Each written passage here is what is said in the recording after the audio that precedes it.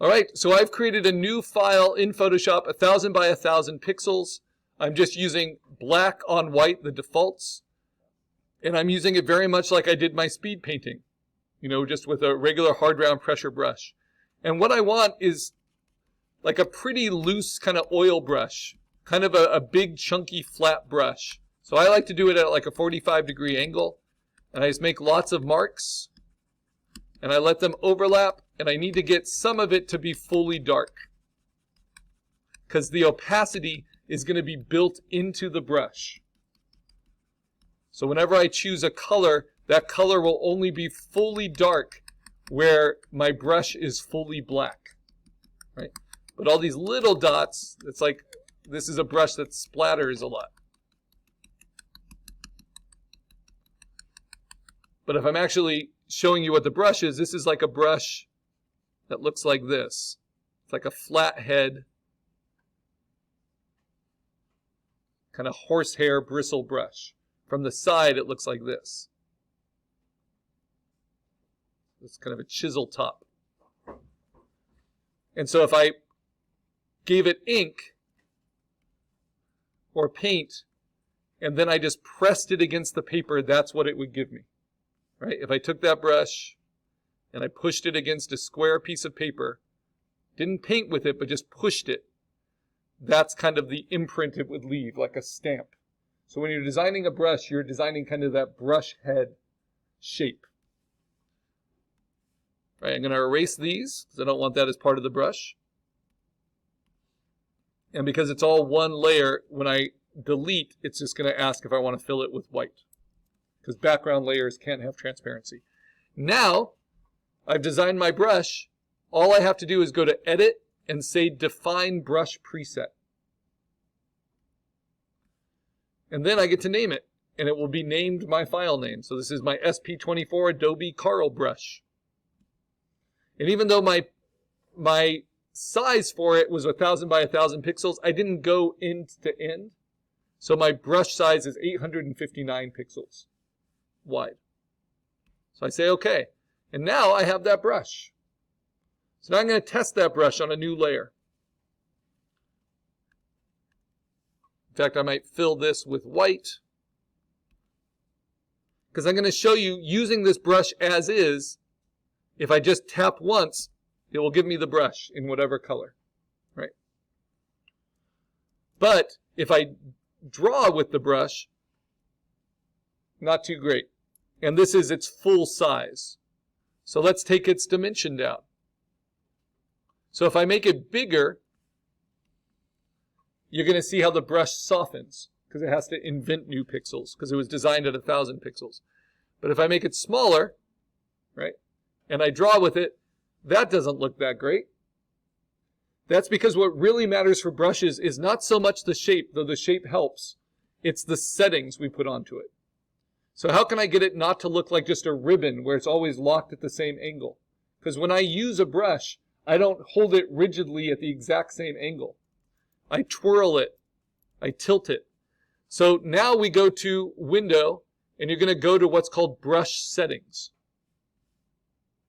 In Brush Settings, the first thing I'm going to modify is what's called Shape Dynamics. So I'm going to click here. And on Shape Dynamics, the first thing I'm going to change is what's called the jitter. Jitter is that it's not always locked to be exactly the same. Jitter means it varies. I'm going to vary the size. Even just with that, it makes it a more pleasing analog traditional brush. The next is I'm going to play with the minimum diameter. Just a little bit. And then the most important for any brush is the angle jitter. Now, angle jitter doesn't matter at all if your brush is a perfectly symmetrical circle. But when it's not, like a real brush, playing with the angle jitter will give you a different angle every time it works, right? So this is how all of those custom brushes are set. So shape dynamics, especially with angle jitter. Then I'm going to play with the roundness a little bit. That's going to tighten it towards the middle. You can play with some of these other settings if you like.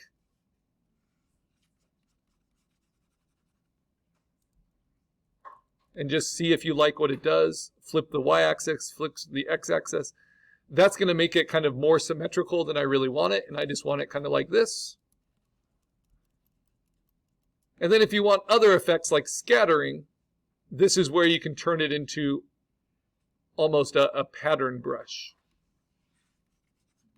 Right? Especially if you're doing like fur or grass or leaves. Just think what Bob Ross would do for a brush like this. Okay, but I don't want scattering. I want to be able to control it. So I'm going to make it black. And then the most important thing is that it's pressure sensitive, right? So under control, this is on shape dynamics, you must set it to be pin pressure controlled, which allows you to go thin to thick, thin detailed lines to thick.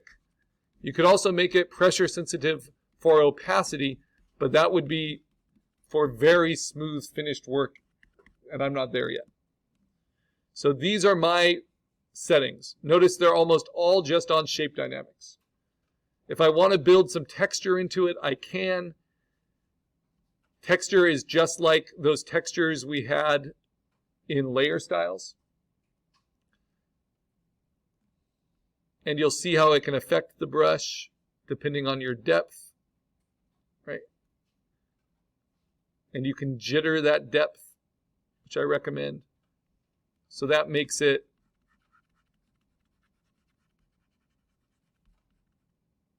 what I don't like about it for this brush is it makes it never fully opaque on the first stroke. But it could help. Yeah, I think it's textured enough as it is. All right, so now when I go back to my painting, and if I look on my brush settings, I scroll down to the bottom, I'll see that my brush is there. But when I use it, it won't remember any of those settings. Because brush settings are dependent on the file you're in. So I'm just going to go to Shape Dynamics. I'm going to set all those again. So size jitter, control, pin pressure, minimum diameter, just increase it a little bit. Angle jitter, most important step. Even if you just vary it a little bit. Roundness. I think that's all I need. All right. Now, I've got a brush I can use for my refined painting. I'm going to make it smaller.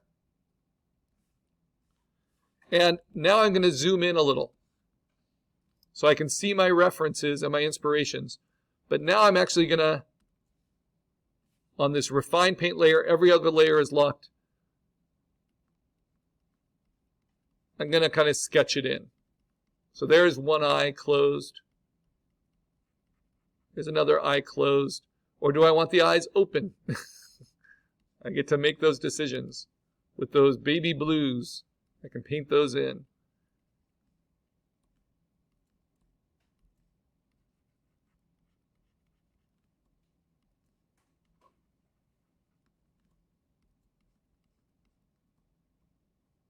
Because I don't want to be too limited by just one photo reference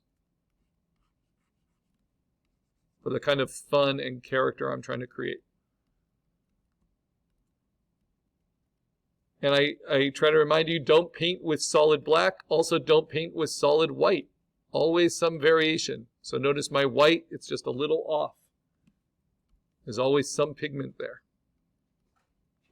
Same with my black. My black is just a little off of black. In traditional painting, you use alizarin crimson and vermilion. You mix those to get a black instead of just using like ivory black. You mix it out of colors.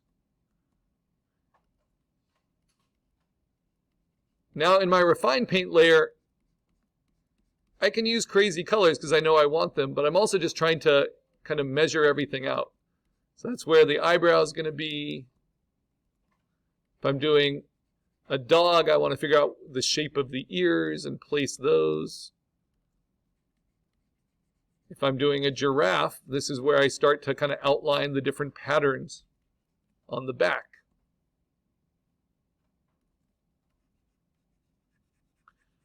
So here I start carving out the hairline. And I might even go for a higher opacity, like an 80% opacity, because my brush already has some low opacity in it. And I try to keep that energy up.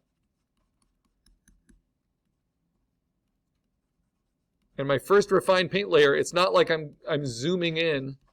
It's an amateurish mistake to try to zoom in and finish off any detail right away, like to zoom into the eye. I'm just trying to get my bearings, block everything out. This is the first half hour of painting.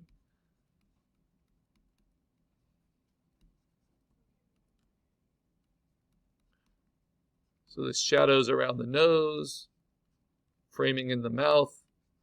Where does that big mustache go? And what's nice about having that base painting is it gives me lots of colors to steal from, so I don't need to go other places for these colors.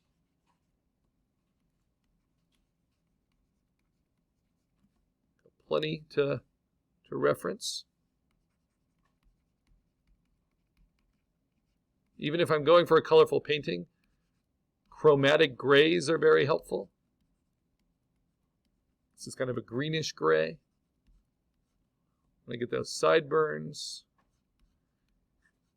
And you can see the character of the paint is so different when you're using your own brush. So different than what I had before. But I want to keep that energy from before.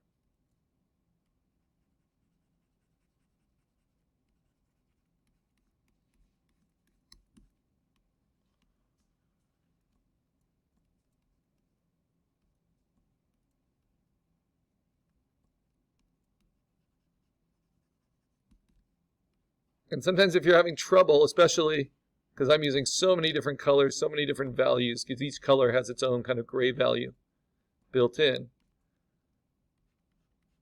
I can get a little lost. So one step that can be helpful is to make a duplicate of your base coat,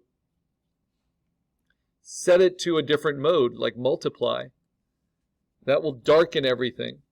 Right? You can turn it off later, but it will help you see. In extreme cases, you can do something like set a color overlay on it and then do kind of a Rembrandt technique, like a rusty base color that kind of fills it all in so you can really see what you're building. So these are options.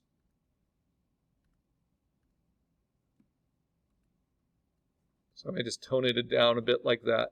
But remember to lock it before you start painting again so you don't accidentally paint on the wrong layer. That can waste a lot of time.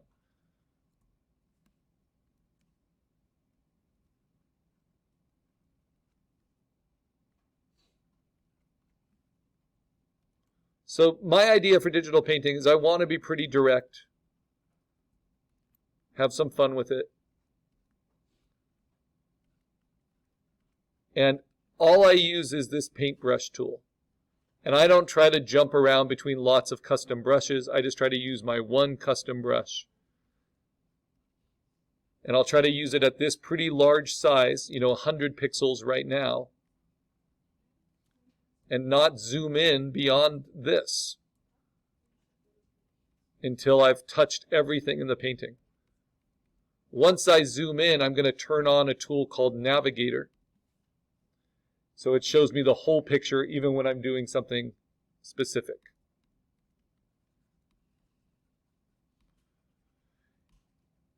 And this is the toughest part of digital painting, especially in my kind of approach to it.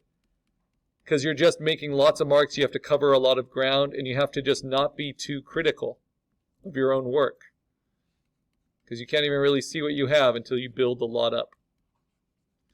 Now when you find colors that you think are really fun, and that you want to use.